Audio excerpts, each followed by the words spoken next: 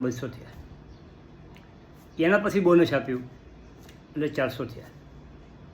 એના પછી ગયા વર્ષે જીઓ અલગ પડ્યું રિલાયન્સમાંથી, એટલે જીઓના 400 શેર મળ્યા. હવે પાછો રિલાયન્સ બોનસ આપે છે એટલે રિલાયન્સના 800 શેર થશે અને જીઓના 400 થશે. મિત્રો, આવી ધીરજ હોય તો પૈસા બને.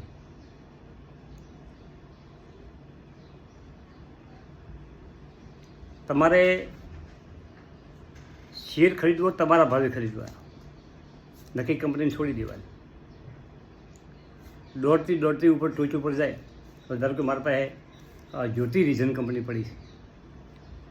મિત્રો, હવે જ્યોતિ રીઝનની તો હું તમને વાત કરું ને તો તમારે મને બે અને ચક્કર આવે. મેં 2008 પહેલાં 5 ને 100 રૂપિયા મળી દીધી, 5 ને 100માં. પછી મંદીમાં એ ઘટીને 3 રૂપિયા થઈ ગઈ. અમે એને નોખ્યું હતું, પડ્યું રહેવા દીધું. કોનો સાઈડ થયો નથી વેચ્યો, સાઈડનો 600 થયો નથી વેચ્યો. એના પછી બોનસ આપ્યો.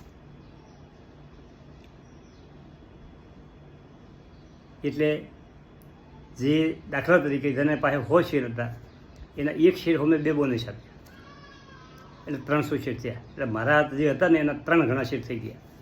હવે હું ક્વોન્ટિટી નહીં કહું તમારે. અને અત્યારે 1818નો હાઈ બનાવી અને 1550 ચાલે છે. વચ્ચે 1100-1200 થઈને પાછો નેસેથી આવ્યો છે. 1800થી સીધો 1200 આવ્યો. કંપની 1 શેરે 9 રૂપિયા ડિવિડન્ડ આપે છે. મેં જે 100 રૂપિયામાં લીધા હતા ને એનાથી મને એનાથી વધારે ડિવિડન્ડ મળે છે. પછી બીજી વાત, ડિવિડન્ડ કેટલાય વર્ષથી મળેલું છે. કંપની મેં સાથી લીધા હતા ને હવે શું કારણે લીધા કે તારા મેં શું છે, હું ઇન્ટ્રાડે કરતો હતો. લ્યો, ધારો કે 100 રૂપિયાવાળી કંપની લીધી હોય અને ક્વોન્ટિટી થોડીક વધારે લીધી હોય અને 150 કે 7 હોય એટલે વળી આપણને રૂપિયો મળતો હોય એટલે વેચી મારવા. એમ કરતાં કુદરતને બનાવું છું અને પોર્ટફોલિયોમાં રહી જાય. તારી કંપનીનું માર્કેટ કેપ કેટલું? જ્યોતિ રીઝનનું જુઓ મિત્રો, કંપનીનું શેર કેપિટલ 4 કરોડ હતો અને ફેસ વેલ્યુ 10 રૂપિયા હતી. એટલે કંપનીએ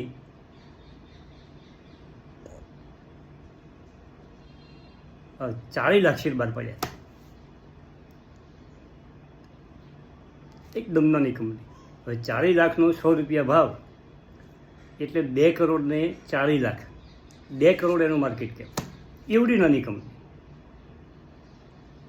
આજે એનું માર્કેટ કેપ 1018 કરોડ.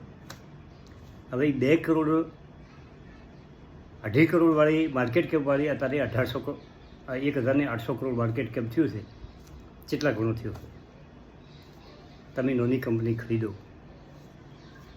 એ કંપની જો એનું વિસ્તરણ થાય, એ મોટી થાય, નફો વધારવા મળે તો તમારા પૈસાનો ગ્રોથ થાય. ધારો કે અત્યારે કોઈ માર્કેટ કેપ કંપનીનું હોય 500 કરોડનું અને 5000 કંપની મોટી થાય. કંપની પૈસા 4 બને, કંપની મોટી થાય. તો ધીરુભાઈ અંબાણીએ જ્યારે રિલાયન્સ ચાલુ કર્યું ને ત્યારે એક આવડી કંપની હતી. આજે ભારતની ફર્સ્ટ નંબરની કંપની છે.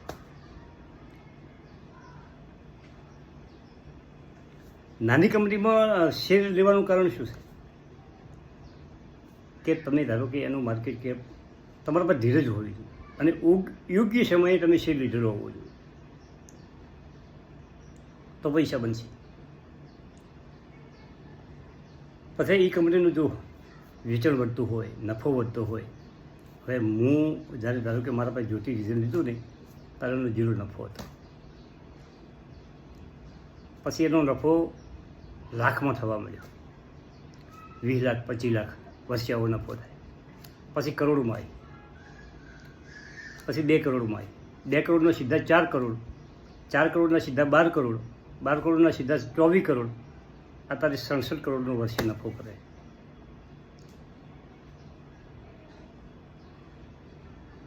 આવી કંપની હાથમાં આવી જાય,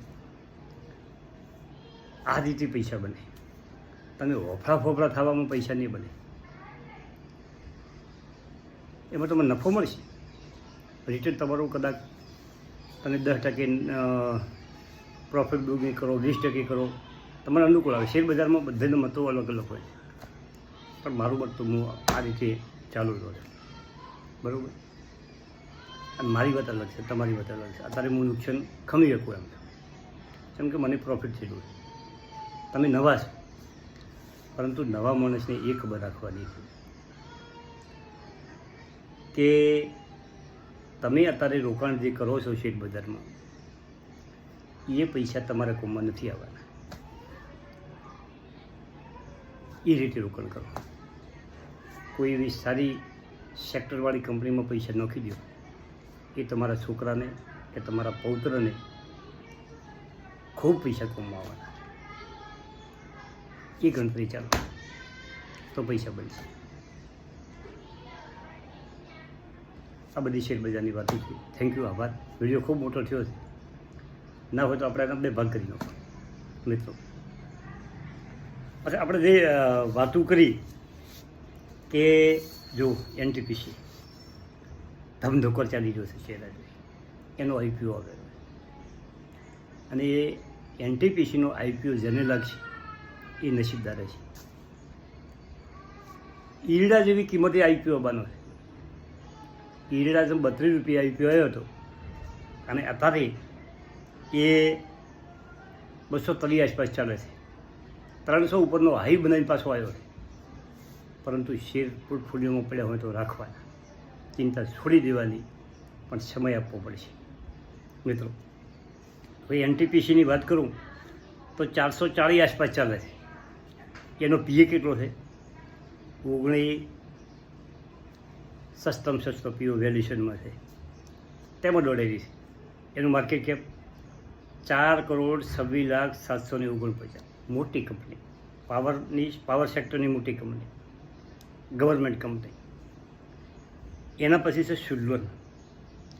સુડલોનનો પીએ કેટલો છે? 117.